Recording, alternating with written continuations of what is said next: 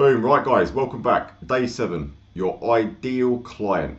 Because there are good clients out there, there are shit clients out there are horrendous clients out there. We want you to be working with, talking to and attracting your ideal clients that you want to work with. And who really is your perfect client? Because what I'll put here in red, right, and this is so important that people don't fully grasp. So I'm going to make it very, very clear to you guys that every single thing you've got today in your business and even in your personal life comes from a relationship. You've always been referred to go places, you've always been referred to go to restaurants, you've always been referred to go on a particular holiday, you've always been referred to go and use someone for whatever it is, whether you're buying a car or you're buying stuff for your home, whatever it is. People go on relationships, and every single thing that you want from your business will come from a relationship. You need the right relationships in the right places for you to get the right amount of work. Now, if you're not where you want to be, it's because you don't have the right relationships. You need the right relationships, the key people in the right places. And that's what we're going to really drill into today to work out who your ideal client is. So what we're going to do, go over to the whiteboard and let's take a look at this. So the industry, construction industry, split right down the half, right down the middle. You're either in the residential market or you're in the commercial market. And at the top of both of those markets, you are either going to have a general builder, so this is the person doing the extensions, the massive house refurbs, new build houses, loft conversions, the big jobs. They're controlling the work. They control the work. Or in the commercial market, it's the main contractor, and that is the person who's doing the office block, the hotel, the commercial refurbishment, the whatever, schools, all sorts of stuff. And I've been both of these people. I've been the general builder and I've been the main contractor. But equally, I've also been the individual trade when I first started out very, very early on.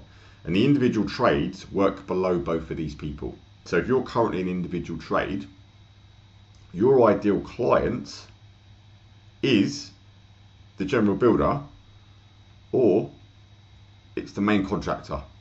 It is not actually direct to the client, because if you're an individual trade, if you're going direct to the client, that client has likely got you in because it's a small job.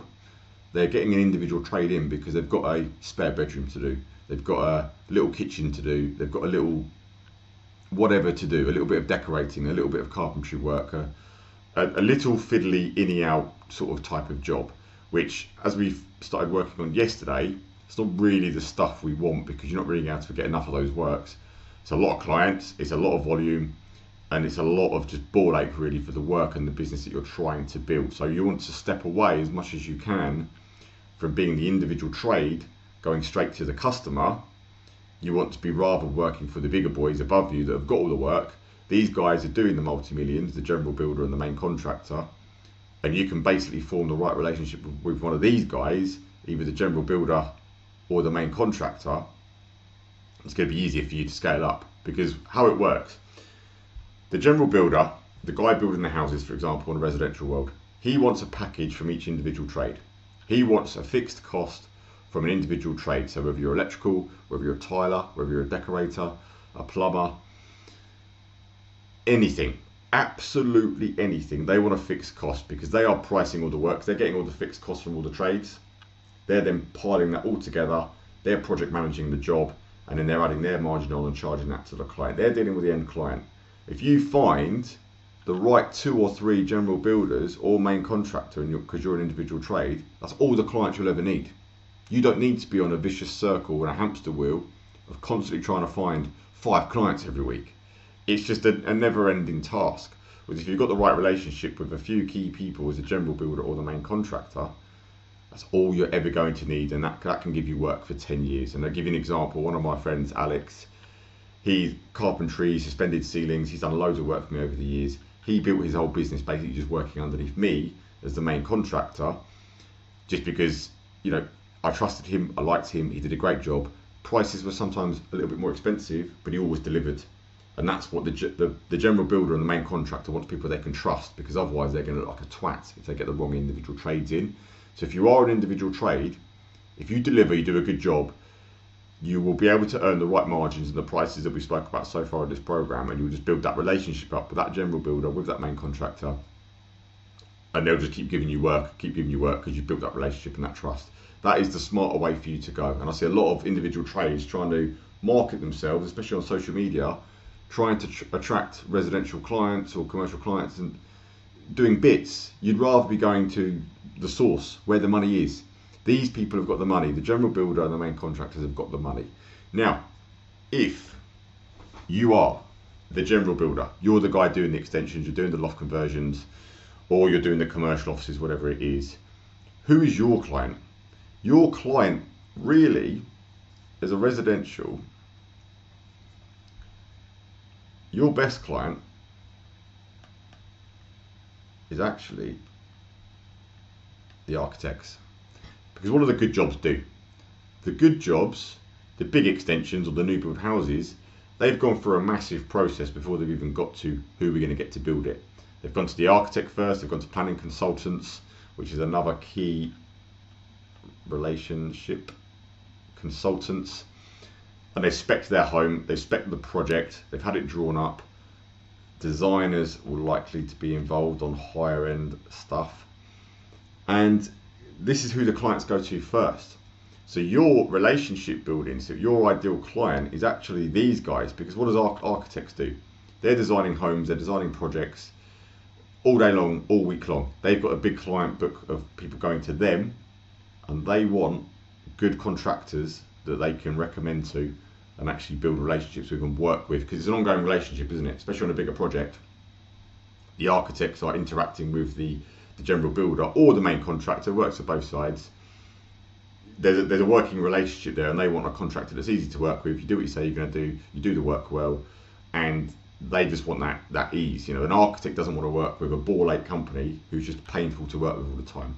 So if you position yourself as the go-to guys and you start building relationships here, you don't need to be getting the relationships with the end users, because again, someone having their dream home built or having a massive extension built, likely they're only ever going to do that once in their lifetime. They're not going to be phoning you up again next year and going, can you do another extension for me? Can you do another new build house for me?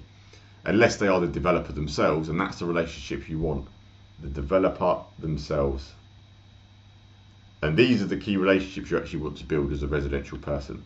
The commercial side, if you're the main contractor, you're organising, you're getting all the trades in, again, it's going to be heavily consultants, cost consultants specifically, QSs and planners. But then it's going to be business owners. So the people that own the offices, they own the buildings, and they've, you know, people that are very, very successful. So you need to be building relationships with these people, which, where do these people hang out? Golf clubs, high-end gyms. I don't know if you can read this right, but I'm talking through it. All of the top places where the business owners go. The consultants, the planners, those relationships, the frameworks,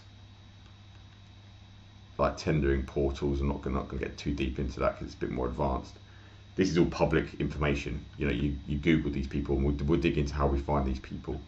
But this is the food chain. This is how it works. So if you are the general builder, your relationship, your ideal client is actually the architect. You would rather have an architect and have a relationship with him that he gives you 10 jobs a year, or a consultant, a planning consultant, a structural engineer, a designer, a developer who can give you 10 homes a year to build, rather than fucking trying to chase and go around to the end client. It's just numbers are on your side. It's so much easier. And for you guys, the individual trade, your ideal client, like I say, is the general builder, or it is the main contractor, because these guys have got millions of pounds worth of work every single year, and you only need 2 or 3 of them, and you've got your perfect client. Okay, so I hope that will sort of change your view on who your client actually is, instead of just being someone who sets up a social media profile and you post a bathroom that you've done, a kitchen that you've done, and it's just bits of this, bits of that, and you get the inquiries that come in and from someone that says, can you hang some coat hangers for me? Can you tile 2 meters of tiling? Can you change a plug socket for me? The bigger work runs like this.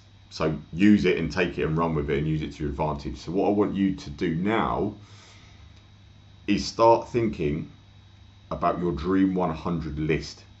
Now this is a concept that where I picked it up from, but a lot of people have said about this and harped on about it, really switched on business savvy people, and it's something I worked on years ago.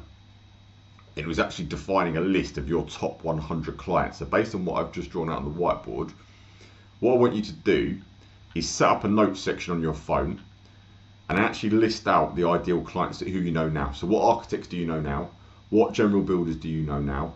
What main contractors do you know now? Whatever the level that you're sitting on or what work you want to get, what people do you already know? And start forming a list, and you'll be amazed when you start forming it of how many different people you know. So all the local architects in your area, all the local designers in your area, or all the local big builders in your area. You see their vans, you know of them, you talked about them, you might have friends who work for them, you might have family that work for them or know of them. Start forming out a list. I want you to get to 100. I want you to list out 100 potential ideal clients that you could work for. So set up that note section on your phone and then Google it. You know, Google architects in your area and snoop out and go, right, who are the players? Who are the best people?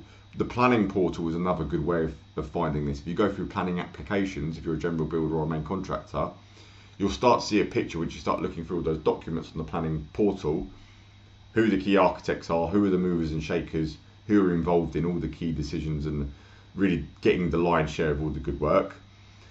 Just Google people, Google the general builders, Google main contractors in your area, in your county, and start forming a solid list of all these people.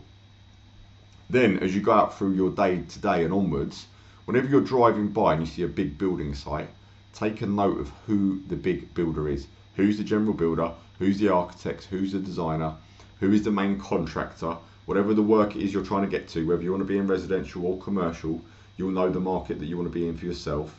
Start forming a list. Whenever you're out in a car and you see some hoarding or some scaffolding or something going on, who's the players? Who are the guys in your area? And I guarantee you will get to a point where you'll get a list of like 100 people that could be ideal clients to you. And it's not the end user. You are playing again. You're playing to the food chain. Who's got the work? Who's got the control? And who can give you the repeat work as well? Key relationships. It's all about key relationships, this industry. Then equally, speaking to your friends, your family, if you know you're looking for architects or you know you're looking for main contractors or general builders, every conversation you have with someone now going forward is around that and going, do you know main contractor? I'm looking for a main contractor to work with and do some more work with, open up some more doors. Do you know anyone? I'm looking for an architect to do some more work with, open up some more doors. Do you know anyone? Friends, family, other trades, every single person you know, I want you just to focus purely on that now, today, and actually set yourself a challenge. See if you can get 100 today. Spend time on it. Go on Google, speak to everyone you know.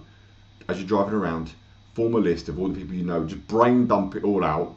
I want you to get to a point of 100 ideal clients based on this, okay? So, your action steps. Decide where you want to sit on the table. If you're new, you know, you're just getting started in business. Do you want to be the general builder? Do you want to be organising all the other trades? And basically, that is the easiest option to get revenue to begin with, because you're winning the bigger job and you've got a margin on that bigger job. Do you want to be the main contractor in a commercial world, or are you the individual trade and you go, great, actually, if I work for the right general builder who can give me the 10 grand jobs, the 20 grand jobs, the 30 grand jobs, the 50 grand jobs, it's all available. You know, the general builders, they're doing the millions. So it's all there available. You know, some extensions can be 300, 400 grand on a decent home. The money is there. It's out there. The right clients are out there, but you've just got to be switched on to who your ideal client is. So decide where you want to be and where you want to sit on that table, and then decide who your ideal client is from that, from looking at the whiteboard that I've shown you here. And let's just re-show you that again so you've got that nice and clear. Decide which area you're in. Are you the green general builder, the blue main contractor, the orange individual trade, or the purple individual trade? Who is your ideal client? Get the list of that and form 100 people that could form on that list in your whole county, the surrounding area, because they are out there and you will find them. That's all you've got to do today.